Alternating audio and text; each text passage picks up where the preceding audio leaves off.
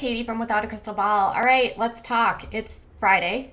Happy Friday, TGIF. It's a busy day here on the Without a Crystal Ball channel, and we need to talk about some stuff that's been going on with Myka and James Stauffer. One of the biggest things that you guys have been saying to me is that there has been a lot of scrutiny around Myka Stauffer and her role and everything that related to Huxley. And a lot of you have said, well, you know who's not getting enough criticism is her husband, James.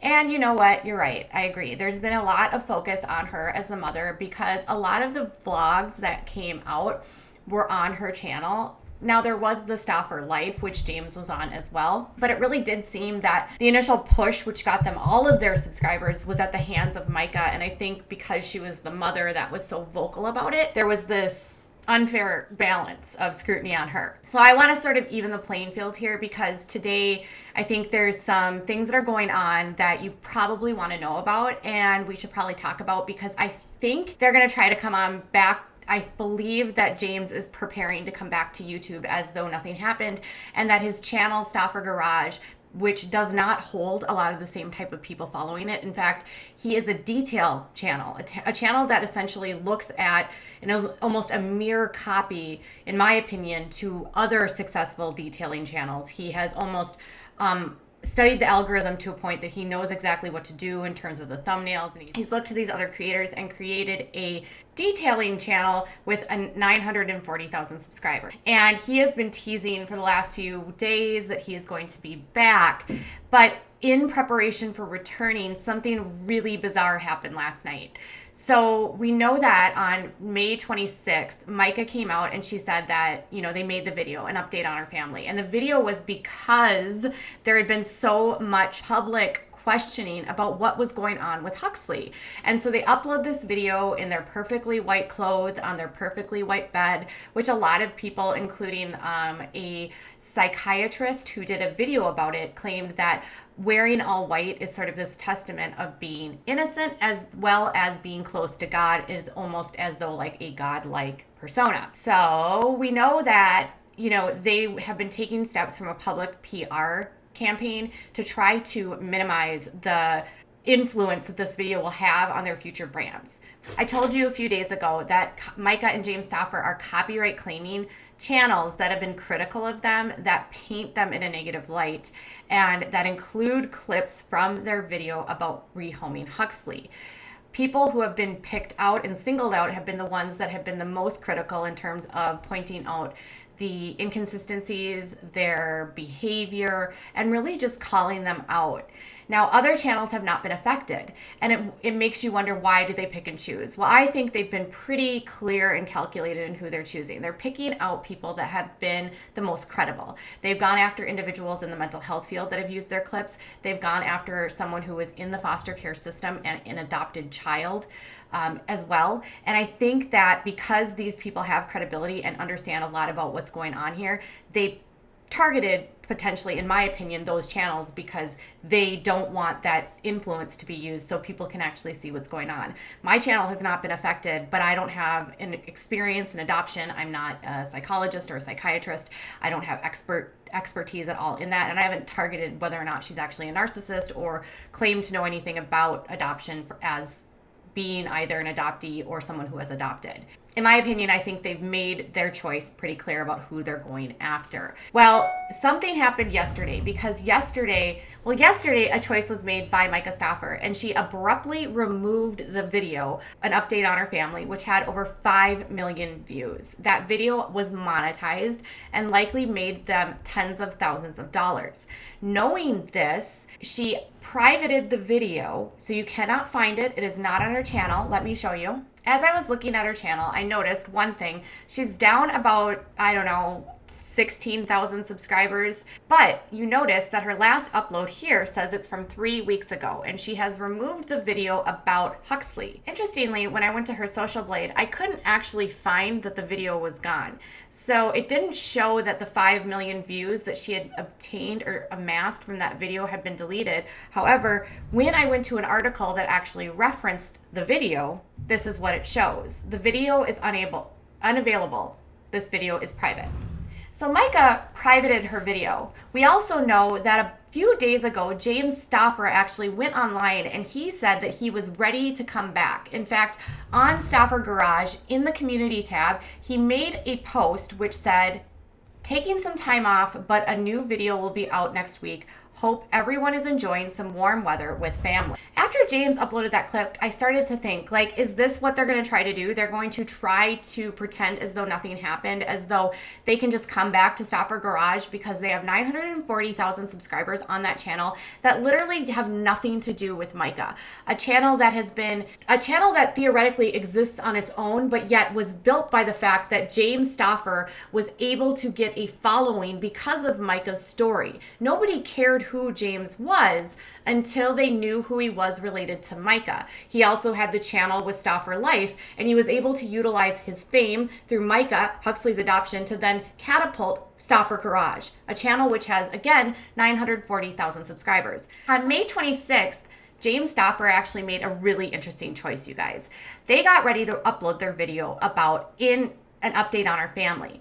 On that same time, he went to the Secretary of State in Ohio and he registered his company as an LLC. Why? Previously, they had been registered under a media company for the family as a family business. But now he went to the state and said, "I want to be an LLC for my cleaning company."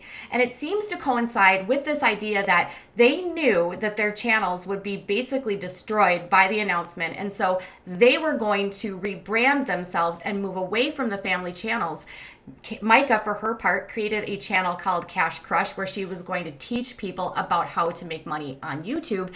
And James was positioning himself to be the main breadwinner for the family on Stauffer Garage. Here's what he did. He contacted and filled out paperwork with the Secretary of State in Ohio and filed for a domestic limited liability company. The date in which it was filed was May 26th, which coincides with the days of them making the announcement about Huxley's rehoming. It says Articles of an Organization Profit Limited Liability Company. And it's all done for Fox Clean LLC with him as the registered agent, James Christopher Stauffer. It's not a coincidence, in my opinion, that on the day that they released the video, he also makes a limited liability for Fox Clean. It seems as though they knew their time was up and they knew that in order to continue to make money, he was going to have to make a separate limited liability, which only was for his cleaning company. And then in turn, that company would be how the family moved forward. Interestingly, as they were preparing for this change, then they start striking videos that have anything to do with the video in which Myka and James are talking about rehoming. So channels that featured clips of an update on our family were copyright claimed, and so they had to scrub those clips from the video unless they wanted to if those channels wanted to get paid. Then he updates on Stauffer Garage that he plans to come back in 5 days. Then Myka goes ahead and deletes the video from her channel as though they want to scrub and get rid of the evidence about what they did as they prepare for James' return. If you don't believe me, it was only last night that James uploaded a TikTok video where he actually claims that he's back in a 10-15 second clip. It's all about coming back, and he's promoting Lily brushes. So James actually still has sponsors that he is promoting. Myka has lost almost all of her sponsorships. Every single company that partnered with Myka has gone.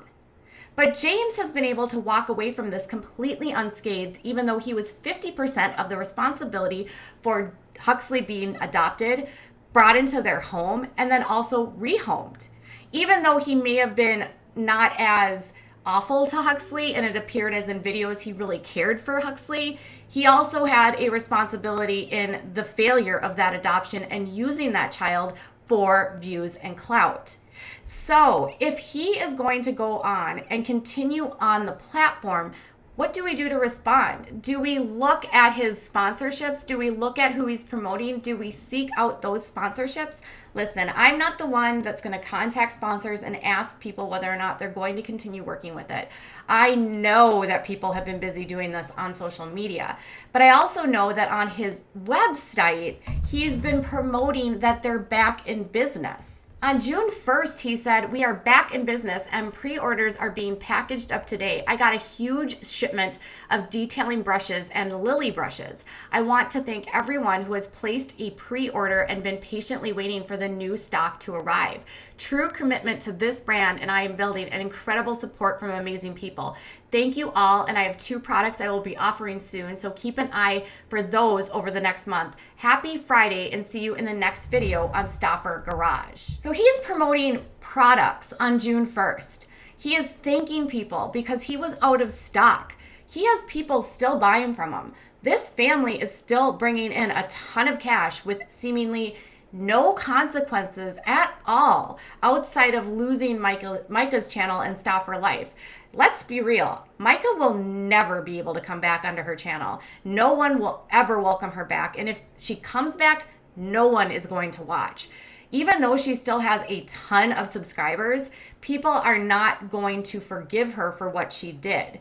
Because Stauffer Garage has been able to be completely outside of this entire mess, and we have left James out of this conversation, he and Myka seem to think that they're emboldened to come back with no consequences.